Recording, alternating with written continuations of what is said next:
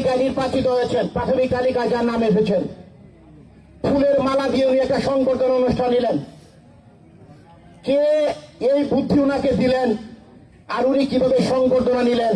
উনি কি কোন বিশ্ব জয় করে আসছেন যে ওনাকে সংবর্ধনা দিতে হবে?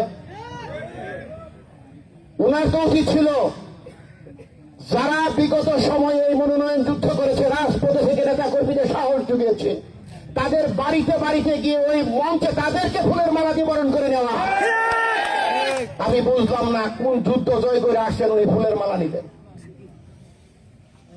উনার সাথে যারা আছেন তারা উনার সমকক্ষ কিছু নেতাই আছেন, যে কারণে উনিও জানেন না এই 17 বছর, বিশেষ করে 18 সালের পরে রাজপথে যারা যুদ্ধ করেছে, উনি যেরকম জানেন না, উনারও 2-1 উপদেষ্টা এরকম আছেন যারা 5 তারিখের পরে দলে আসছেন, ওনারা 5 তারিখের আগের খবর জানেন না। তাই মাননীয় আগামী দিনের রাষ্ট্রনায়ক, বাংলাদেশের আগামী দিনের প্রধানমন্ত্রী, আপনার কাছে উদাত্ত আহ্বান রাখতে চাই। আপনার কথা শুনে আমরা রাজপথে ছিলাম। আপনি বলেছিলেন এই দুঃসময়ে যারা রাজপথে আছে শেষ কর্মীটিকে মূল্যায়ন করা হবে। আপনার সেই আশায়, আপনার সেই কথায় কিন্তু আমরা আশাহত হয়েছি। মাননীয় আগামী দিনের রাষ্ট্রনায়ক জনাব তারেক রহমান, আমাদের বিশ্বাস আপনাকে হয়তো ভুল বোঝানো হয়েছে। আজকের এই অনুষ্ঠান থেকে আপনাকে সবান্ধব অনুরোধ রাখতে চাই, একজন নগণ্য দানের শীষের কর্মী হিসাবে যে লোকগুলো রাজপথের সামনের সারিতে থেকে ফ্যাসিস্ট হাসিনা সরকারের বিরুদ্ধে লড়াই সংগ্রাম করেছেন, দয়া করে তাদের বিষয়টা একটু বিবেচনা করে নকলা নালিতাবাড়িতে। এটাই নকলা নালিতাবাড়ির গণমানুষের দাবি। আপনার কাছে আজকে এই অনুষ্ঠান থেকে আপনাকে এই অনুরোধটুকু করতে চাই। সংগ্রামী সাথী বন্ধুগণ, যে প্রার্থীকে সাথে নিয়ে দাঁড়িয়েছি সেই প্রার্থী কোন কি বলে, যেটাকে বলে এসি রুম থেকে আসা কোনো প্রার্থী না। এই প্রার্থীটা তিল তিল করে রাজপথে থেকে আজকে এই ফজলুর রহমান তারা হয়েছেন।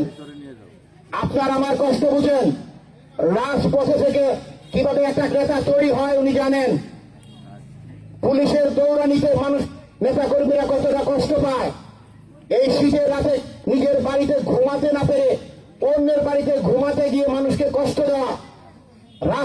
এই শীতের রাতে ফ্যাসিস্ট হাসিনা সরকারের পুলিশ বাহিনীর ভয়ে রাজপথে কত রাত যে মানুষ কাটিয়েছে, তার এখানে সবাই আমরা এই মানুষগুলো সেই ভোর রাতে, গভীর রাতে সাহস জুগিয়েছেন। এই ফজলুর রহমান তারা হতাশ হওয়ার কিছু নাই, পূর্ব দিগন্তে আবার সূর্য উদিত হবে, সেই আশা ভরসার মানুষটি আমাদের এই ফজলুর রহমান তারা। তাই আজকের এই অনুষ্ঠান থেকে আমি আমার বক্তব্য বাড়াবো না, আমি আমার কথা শেষ করবো শুধু আমার মাননীয় নেতাকে একটা অনুরোধ রেখেই,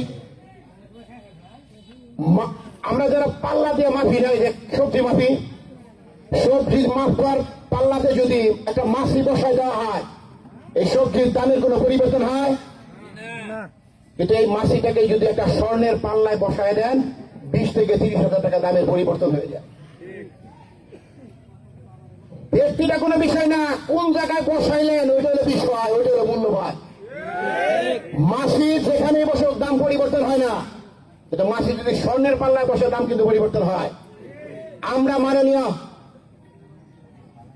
ভারপ্রাপ্ত চেয়ারম্যান মহোদয়ের কাছে অনুরোধ রাখতে চাই, এই নকলা নালিতাবাড়িতে যে কেউকেই নমিনেশন দিলেই যে একেবারে আসনটা উঠে আসবে এমনটা কথা না। এই নকলা নালিতাবাড়ির মানুষকে সেরকম একটা পাত্রে উঠায় দেন যে পাত্রটা বিগত ফ্যাসিস্ট হাসিনা সরকারের বিরুদ্ধে লড়াই সংগ্রাম করেছে, দুঃসময়ে কর্মীদের পাশে ছিল, সেরকম একটা নেতাকে আপনি নমিনেশন দিবেন। এই প্রত্যাশা রেখে সকলকে ধন্যবাদ জানিয়ে আমি আমার বক্তব্য শেষ করছি। বাংলাদেশ জিন্দাবাদ, শহীদ অমর হোক, খালেদা জিয়া জিন্দাবাদ। সকলকে ধন্যবাদ।